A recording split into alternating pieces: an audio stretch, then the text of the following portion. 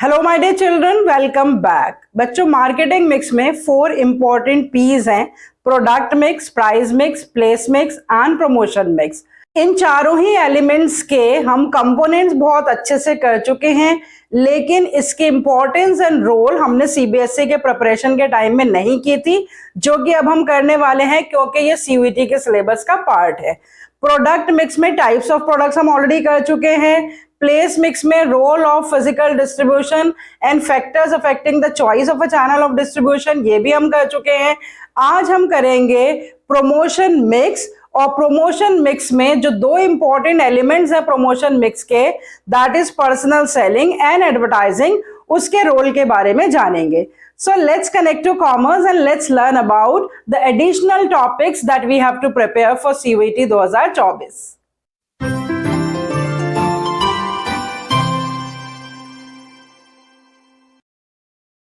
देखो बच्चों, हर चीज के प्रोस एंड कॉन्स होते हैं, एडवांटेजेस एंड लिमिटेशंस होती हैं। तो पर्सनल सेलिंग भी इस तरह का प्रमोशनल टूल है जिसके एडवांटेजेस भी हैं एंड लिमिटेशंस भी हैं, लेकिन आज हम सिर्फ इसकी रोल और इंपॉर्टेंस को डिस्कस करेंगे।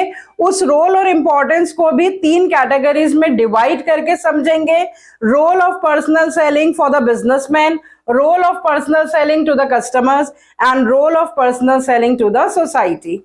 पर्सनल सेलिंग में होता क्या है कि sales person door to door जाकर पर्सनली किसी भी प्रोडक्ट या सर्विस को डेमोन्स्ट्रेट करते हैं, बायर्स को कन्विंस करते हैं, उन प्रोडक्ट और सर्विसेज की यूटिलिटीज बताते हैं और ऑन द स्पॉट सेल्स करते हैं। तो जो मेन बेसिक फीचर है ना पर्सनल सेलिंग का, वो है डायरेक्ट कम्युनिकेशन, जो किसी और प्रमोशनल टूल में नहीं है।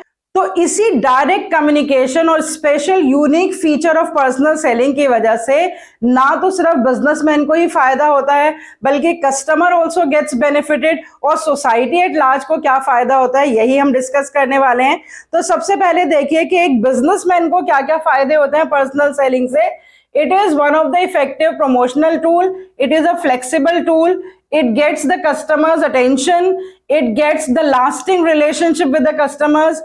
It's very useful at the introductory stage. It creates a personal rapport with the customers, and the salesperson play the 3 important roles: informative, persuasive and service roles, which helps in increasing the sales. तो personal selling को effective promotional tool क्यों कहते हैं? क्योंकि इसमें direct communication होता है customers के साथ, और डायरेक्टली सेल्स पर्सन कस्टमर्स को कन्विंस करता है that why they should buy the product. तो very effective on the spot sale जो है वो सिर्फ और सिर्फ पर्सनल सेलिंग की वजह से ही पॉसिबल होती है। जो दूसरे टूल्स ऑफ प्रमोशन हैं, जैसे एडवर्टीजमेंट्स हैं, सेल प्रमोशन टेक्निक्स हैं, उसमें on the spot sales possible नहीं होती, उसमें लंबा टाइम लगता है for the sales to take place, लेकिन यहां पर इमीडिएट सेल्स होती हैं। That's why it's considered as the effective tool of promotion. उसके अलावा फ्लेक्सिबल टूल क्यों कहते हैं? क्योंकि यहां पर सेल्स पर्सन क्या करता है, चेंजेस कर लेता है। सपोज हमारे घर पर कोई सेल्स पर्सन आए और वो नंबर ऑफ मेंबर्स हमसे पूछे, तो एक पर्टिकुलर प्रोडक्ट को उसने डेमोन्स्ट्रेट करा, फिर उसको हमने कुछ इंफॉर्मेशंस दी, तो उसने क्या करा, नंबर ऑफ मेंबर्स के हिसाब से हमें बताया कि कितनी क्वांटिटी हमारे लिए सफिशिएंट रहेगी, या फिर अगर उसके पास कुछ ऑफर्स है, लेकिन अगर वो देख रहा है कि सामने वाला जो बायर है उस पर्टिकुलर ऑफर से बहुत ज्यादा अट्रैक्ट नहीं हो रहा है, तो उसके पास ये पावर्स होती है, कंपनी उसे पावर्स देती है कि वो उस ऑफर में कुछ चेंजेस भी कर सके। तो वो देखता है कि सामने वाला जो है वो किस तरह के ऑफर से ज्यादा अट्रैक्ट हो जाएगा, और वो उसी हिसाब से अपनी कम्युनिकेशन को मॉडिफाई कर देता है, चेंज कर देता है। तो इसीलिए कहा जाता है कि पर्सनल सेलिंग जो है वो फ्लेक्सिबल टूल है, जिसमें सेल्स पर्सन आसानी से कम्युनिकेशन को अपनी फ्लेक्सिबल बना लेते हैं, और जिससे सेल्स भी जो है वो फ्लेक्सिबल हो जाती है। फिर अगर कस्टमर अटेंशन की हम बात करें तो ये कैसे एक इंपॉर्टेंट रोल प्ले करती है कि जैसे मैंने अभी बताया कि एडवर्टाइजिंग है या सेल्स प्रमोशन टेक्निक्स है या पब्लिक रिलेशंस है, उसमें कस्टमर के साथ डायरेक्ट कम्युनिकेशन तो होता नहीं है।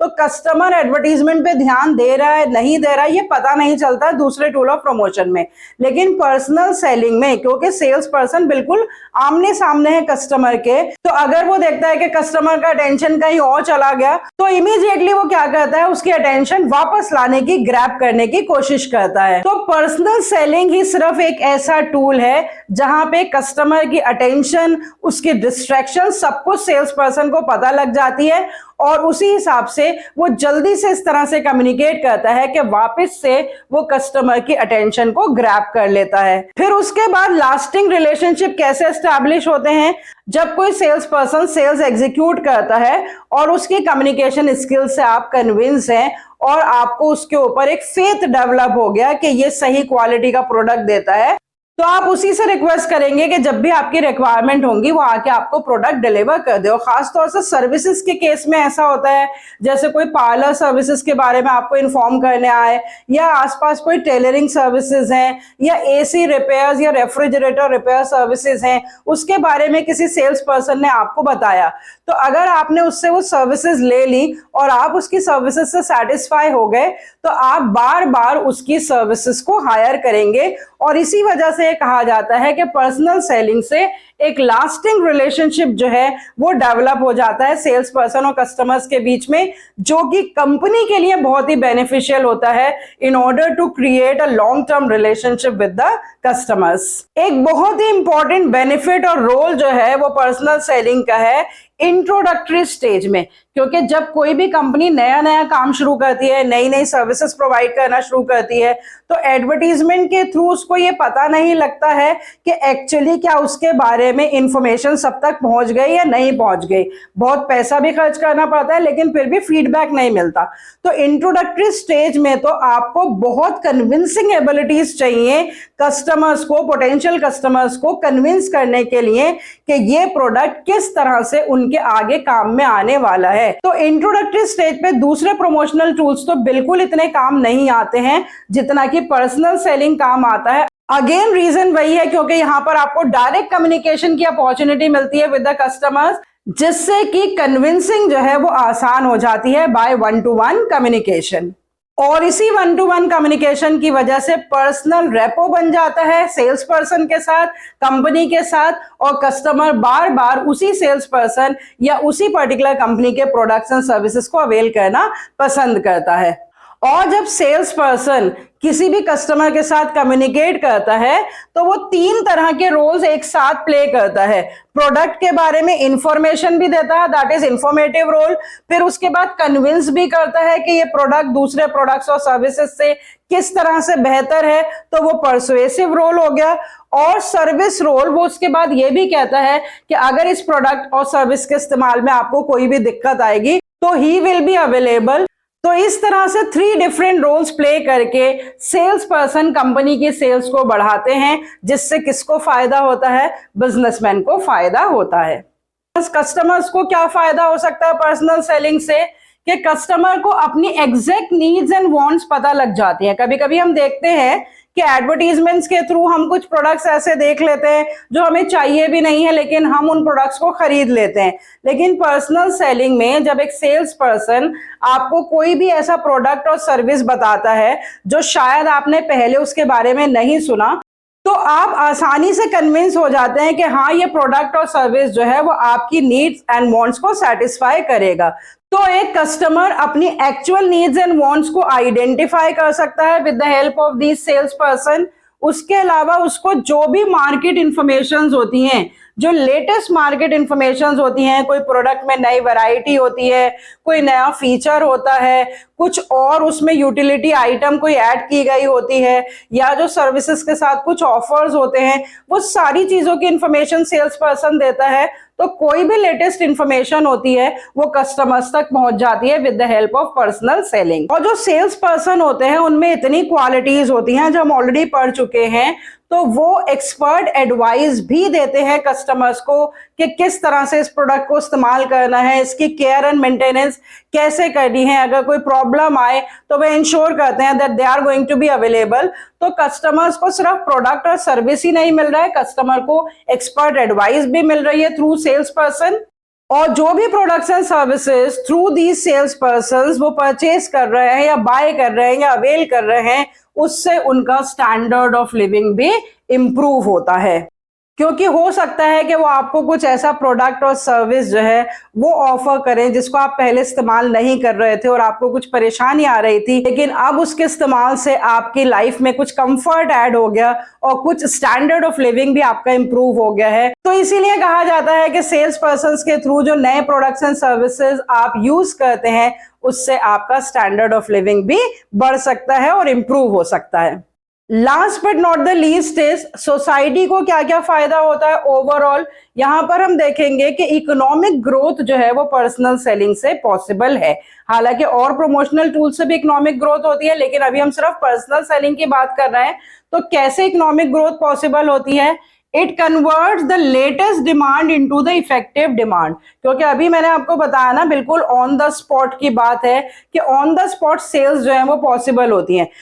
तो जैसे ही डिमांड क्रिएट होती है वैसे ही सेल एग्जीक्यूट हो जाती है। तो जैसे ही एक इकोनॉमिक एक्टिविटी कंडक्ट होती है थ्रू पर्सनल सेलिंग, तो उस इकोनॉमिक एक्टिविटीज से रिलेटेड जो भी अदर एक्टिविटीज हैं वो भी इमीडिएटली अफेक्ट होती हैं। तो इसीलिए कहा जाता है कि जो पर्सनल सेलिंग है वो इमीडिएट लेटेस्ट डिमांड को इफेक्टिव डिमांड में कन्वर्ट करती है by making on the spot sales. फिर उसके अलावा एम्प्लॉयमेंट अपॉर्चुनिटीज की बात की गई है कि इतने सारे सेल्स पर्सन जो है किसी भी कंपनी को जब चाहिए होते हैं to make the door to door sales, तो उसके लिए जो लार्ज वर्कफोर्स चाहिए होती है, so these people only with a good communication skills, बहुत ज्यादा हाई क्वालिफिकेशन नहीं चाहिए होती हैं, कन्विंसिंग पावर्स चाहिए होती है, एक अच्छी पर्सनालिटी, कम्युनिकेशन स्किल्स। तो इस तरह के यूथ को जो अनएम्प्लॉयड हैं उनको एम्प्लॉयमेंट अपॉर्चुनिटीज जो है वो मिल जाती हैं when the company employ large number of sales force. और इसको बहुत सारे लोग अब एक करियर अपॉर्चुनिटीज के फॉर्म में भी देख रहे हैं। मेन एंड विमेन बहुत सारे जो कि किसी और दूसरी एम्प्लॉयमेंट अपॉर्चुनिटीज में इन्वॉल्व नहीं है, उनको लगता है कि ये एक बहुत अच्छी अपॉर्चुनिटी है जिसमें आपको ट्रेवल करने का मौका मिलेगा, जिसमें आप डोर टू डोर जाकर लोगों से कम्युनिकेट कर पाएंगे और वो आपका सोर्स ऑफ इनकम भी बन जाएगा। तो लोग सेल्स पर्सन्स को एज अ करियर अपॉर्चुनिटीज अब कंसिडर करने लगे हैं। बड़ी बड़ी कंपनीज जो है वो बहुत सारे सेल्स पर्सन एम्प्लॉय करती हैं और इस तरह की करियर अपॉर्चुनिटीज जो है वो बहुत सारे मेन एंड विमेन को प्रोवाइड करती हैं। और क्योंकि पर्सनल सेलिंग में door to door services provide की जाती है, तो जो सेल्स पर्सन होते हैं कभी तो वो लोकल एरियाज में सेल करते हैं, कभी वो दूसरे टाउन एंड सिटीज में जाते हैं, कभी दूसरे स्टेट्स में भी जाते हैं। और अगर इंटरनेशनल बिजनेस है, मल्टीनेशनल कंपनी है, तो बहुत सारे सेल्स पर्सन जो हैं वो इंटरनेशनल विजिट्स भी करते हैं। तो इसीलिए पर्सनल सेलिंग से ट्रेवल एंड टूरिज्म को भी प्रमोशन मिलता है। और एक इंपॉर्टेंट बात कि पर्सनल सेलिंग में क्योंकि sales person door to door जाते हैं और वो एवरीथिंग सब कुछ बहुत अच्छे से एक्सप्लेन करते हैं, तो उससे क्या होता है कि स्टैंडर्डाइजेशन, यूनिफॉर्मिटी जो होती है कंजम्पशन पैटर्न में, वो क्रिएट होती है सोसाइटी में। अगर हम कोई प्रोडक्ट एडवर्टीजमेंट देख के खरीदें और उसमें सारी इंस्ट्रक्शंस भी लिखी हो तो डेफिनेटली उसको हम अपने हिसाब से इस्तेमाल करेंगे। लेकिन क्योंकि पर्सनल सेलिंग में बिल्कुल डायरेक्ट कम्युनिकेट करके सेल्स पर्सन आपको एक एक चीज के बारे में अच्छे से बताते हैं, तो जो कंजम्पशन पैटर्न होता है ना वो भी बिल्कुल यूनिफॉर्म हो जाता है, क्योंकि सेल्स पर्सन हर एक को यही बात बताते हैं कि इसको किस तरह से आपको इस्तेमाल करना है। तो कंजम्पशन पैटर्न सेम होने से क्या होता है कि जो प्रोडक्ट है या कोई भी सर्विस है उसका वेस्टेज, स्पॉइलेज, ये सब चेक हो जाता है। अच्छे से पता लग जाता है कस्टमर को कि किस तरह से प्रोडक्ट को इस्तेमाल करना है, मेंटेन करना है, और सब एक ही तरह से उस प्रोडक्ट और सर्विस को इस्तेमाल करते हैं। तो जो रिसोर्सेज हैं उनका वेस्टेज जो है वो चेक हो जाता है with the help of standardisation and uniformity in the consumption pattern. तो बच्चों हमने देखा कि पर्सनल सेलिंग जो है वो ना सिर्फ बिजनेसमैन के लिए एक बेनिफिशियल टूल है, बल्कि कस्टमर्स को भी दूसरे प्रमोशनल मेथड जो कंपनीज यूज करती हैं उसके कंपैरिजन में ज्यादा फायदा होता है if the sales takes place by personal selling. और एम्प्लॉयमेंट अपॉर्चुनिटीज क्रिएट करके, uniformity in the consumption pattern establish करके, डिमांड को इफेक्टिव डिमांड में कन्वर्ट करके पर्सनल सेलिंग जो है वो ओवरऑल सोसाइटी के लिए भी इंपॉर्टेंट रोल प्ले करता है। पर्सनल सेलिंग के अलावा एडवर्टाइजिंग बहुत ही ट्रेडिशनल और most popular medium of promotion है। जिसकी डेफिनेशन एंड फीचर्स हम ऑलरेडी कर चुके हैं। हमें दो इंपॉर्टेंट टॉपिक्स और इससे रिलेटेड करना है, बहुत ही इजी अंडरस्टैंडेबल टॉपिक है। What is the role of advertising and what are certain objections that are related to advertising as a tool of promotion. सबसे पहले रोल देख लेते हैं, बहुत ही सिंपल रोल है कि एडवर्टीजमेंट से लार्ज नंबर ऑफ पीपल तक पहुंचा जा सकता है। कोई ज्योग्राफिकल बाउंड्रीज की लिमिटेशन नहीं होती है। अगर आपने किसी भी न्यूज़पेपर में ऐड दिया है, जो newspaper all over the country जो है वो उसके सब्सक्राइबर्स है, खरीदा जाता है, तो एक ऐड देने से पूरी कंट्री के लोगों तक आपने अपना मैसेज पहुंचा दिया, तो large number of people, maximum number of people can be contacted with the help of the advertisement. क्योंकि जैसे हमने पर्सनल सेलिंग में देखा कि एक लार्ज सेल्स फोर्स जो है वो मेंटेन करनी पड़ती है, तो बहुत ज्यादा नंबर ऑफ कस्टमर्स जो हैं वो आप पर्सनल सेलिंग से रीच नहीं कर सकते हैं। एडवर्टीजमेंट ही सिर्फ एक ऐसा सोर्स ऑफ प्रमोशन है जिसके थ्रू आप लार्ज नंबर ऑफ पीपल को, मैक्सिमम नंबर ऑफ पीपल को अप्रोच कर सकते हैं और रीच कर सकते हैं। चाहे आप कोई सा भी मीडियम ऑफ एडवर्टीजमेंट यूज करें, रेडियो पे एडवर्टीजमेंट दें, वो भी लाखों लोग एक बार में सुन सकते हैं, या आप न्यूज़पेपर में एडवर्टीजमेंट दें, वो भी लाखों लोगों के पास पहुंच जाएगा, या आप टीवी, मैगजीन या सोशल मीडिया, कोई भी एक प्लेटफॉर्म यूज करें, लेकिन उस प्लेटफॉर्म के थ्रू आप मैक्सिमम लोगों तक पहुंच सकते हैं। तो सबसे ज्यादा इंपॉर्टेंट रोल जो एडवर्टीजमेंट प्ले करता है, सबसे ज्यादा इंपॉर्टेंट बेनिफिट एडवर्टीजमेंट का क्या है कि इससे बहुत सारे लोगों तक पहुंचा जा सकता है। फिर उसके बाद इसकी जो एक इंपॉर्टेंट फीचर बताया, एक्सप्रेसिवनेस और क्रिएटिविटी। इतने क्रिएटिव एडवर्टीजमेंट्स होते हैं, कई बार आप देखते हैं कि कोई कोई एडवर्टीजमेंट तो इतना अच्छा लगता है सुनने में भी, देखने में भी, ऐसी लैंग्वेज, ऐसी कम्युनिकेशन स्किल्स उसमें यूज की जाती हैं, प्रेजेंटेशन इतनी अच्छी होती है, कुछ ऐसे मनपसंद लोगों को ले लिया जाता है उन एडवर्टीजमेंट में कि ओवरऑल वो बहुत ही क्रिएटिव और एक्सप्रेसिव दिखने लगता है और आप ना चाहकर भी कन्विंस हो जाते हैं उस पर्टिकुलर प्रोडक्ट और सर्विस को खरीदने के लिए। तो एडवर्टीजमेंट जो है वो एक्सप्रेसिवनेस और क्रिएटिविटी को एनहेंस करने का एक मीडियम है, जिसके थ्रू बहुत सारे लोगों को अपॉर्चुनिटीज मिलती हैं कि वो एडवर्टीजमेंट सेक्टर में काम करके अपनी क्रिएटिविटी और एक्सप्रेसिवनेस का इस्तेमाल कर सकते हैं। एडवर्टीजमेंट को इकोनॉमिकल प्रमोशनल टूल भी कहा गया है। अब कुछ लोग कहेंगे कि इसमें तो बहुत खर्चा होता है, टीवी पे ऐड देने में खर्चा होता है, रेडियो पे भी खर्चा होता है, न्यूज़पेपर में भी ऐड दो तो खर्चा होता है, लेकिन एक्चुअली वो खर्चा जो है जब वो स्प्रेड हो जाता है towards the various links of communication that are created through this advertisement, तो जो पर यूनिट कॉस्ट होता है हर एक लिंक ऑफ कम्युनिकेशन का, वो कम हो जाता है। क्योंकि अभी मैंने बताया, क्योंकि इससे मास रीच पॉसिबल है, तो जब एडवर्टीजमेंट की वजह से सेल्स बढ़ जाती हैं तो उससे क्या होता है, जो कॉस्ट ऑफ प्रोडक्ट है वो भी कम हो जाता है, और एडवर्टीजमेंट्स की वजह से जितने लिंक्स क्रिएट होते हैं कम्युनिकेशन के, तो हर एक लिंक का जो कॉस्ट है वो भी कम हो जाता है। तो इसीलिए एक्सपेंसिव नहीं बल्कि इसको इकोनॉमिकल टूल ऑफ प्रमोशन जो है वो माना जाता है। फिर उसके बाद दे रखा है कि कॉन्फिडेंस और कंज्यूमर सेटिस्फेक्शन जो है वो एडवर्टीजमेंट्स के थ्रू बढ़ जाता है। ये तो बहुत ही लॉजिकल सा रोल है, क्योंकि आप अपने ऊपर रख के देखिए कि अगर आप मार्केट में जाएं, मान लीजिए आपको कोई वॉशिंग मशीन खरीदनी है, रेफ्रिजरेटर खरीदना है, तो अगर वहां पर जो भी शॉप ओनर है या जो भी सेल्स पर्सन है वो आपसे कहे कि ये एक पर्टिकुलर कंपनी का रेफ्रिजरेटर खरीद लीजिए, ये 35,000 रुपए का है, और उसी के कंपैरिजन में वो आपको LG का या सैमसंग का रेफ्रिजरेटर दिखाए जो कि 35,000 या 30,000 में है, तो जो पर्टिकुलर प्रोडक्ट का आप ऑलरेडी एड देख चुके हैं ना, उस पर्टिकुलर प्रोडक्ट को खरीदने में आप ज्यादा कंफर्टेबल होंगे। कोई प्रोडक्ट कितनी भी क्वालिटी का अच्छा ना हो, लेकिन अगर आपने उसका पहले नाम नहीं सुना ना, तो उसको खरीदने में आप हिचकिचाएंगे, वहां पे आपका कंफर्ट लेवल और कॉन्फिडेंस लो होगा। तो यही बात मानी जाती है कि एडवर्टीजमेंट देने से जब इंफॉर्मेशन पहुंच जाती है कस्टमर्स तक, तो उससे उनका कॉन्फिडेंस और उनका जो कंफर्ट लेवल है वो दोनों बढ़ जाते हैं। So this is the role that advertisement plays, that it increases the confidence and the customer satisfaction. अब बात कर लेते हैं कुछ क्रिटिसिज्म्स और ऑब्जेक्शंस की, जो कि एडवर्टीजमेंट्स के साथ हमेशा जुड़ी रहती हैं। वो क्या है? सबसे पहले यह है कि एडवर्टीजमेंट से जो नीड्स है वो मल्टीप्लाई हो जाती है, मतलब unnecessary needs and wants create हो जाती हैं।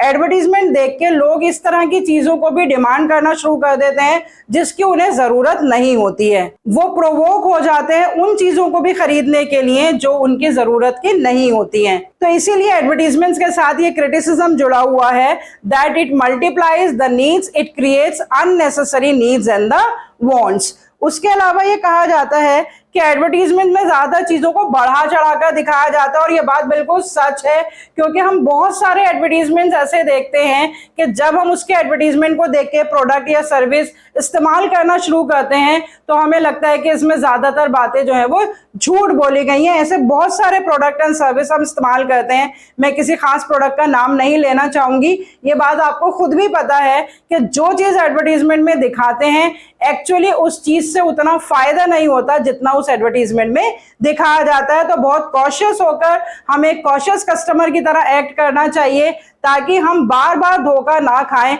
Because of these advertisements. उसके अलावा ये कहा जाता है कि एडवर्टीजमेंट से कॉस्ट प्राइस बढ़ जाता है, क्योंकि जो एडवर्टीजमेंट में खर्चा करता है मार्केटियर वो पैसा एक्चुअली वो लेता किससे है, वो सारा पैसा जो है in the form of higher prices is passed on to the customers. तो जो प्रोडक्ट्स एडवर्टाइज किए जाते हैं उनके प्राइसेस भी ज्यादा होते हैं, क्योंकि जो कॉस्ट ऑफ एडवर्टीजमेंट है मार्केटियर जो है वो कस्टमर से ही चार्ज करता है। उसके अलावा ये भी कहा जाता है कि एडवर्टीजमेंट से जो इंफीरियर प्रोडक्ट्स हैं उनकी डिमांड जो है वो बढ़ जाती है, क्योंकि एडवर्टीजमेंट तो सभी तरह के प्रोडक्ट्स का किया जाता है। क्वालिटी तो जब पता चलती है ना जब हम उसको खरीदते हैं और उसे कंज्यूम करते हैं। तो प्रोडक्ट इंफीरियर है या सुपीरियर है ये हमें एडवर्टीजमेंट देख के पता नहीं लगता है। तो ये क्रिटिसिज्म है एडवर्टीजमेंट का कि चाहे वो इंफीरियर प्रोडक्ट्स ही क्यों ना हो, एडवर्टीजमेंट में उन्हें अच्छा अच्छा दिखाकर इंफीरियर प्रोडक्ट्स की डिमांड को भी एडवर्टीजमेंट्स बढ़ा देते हैं।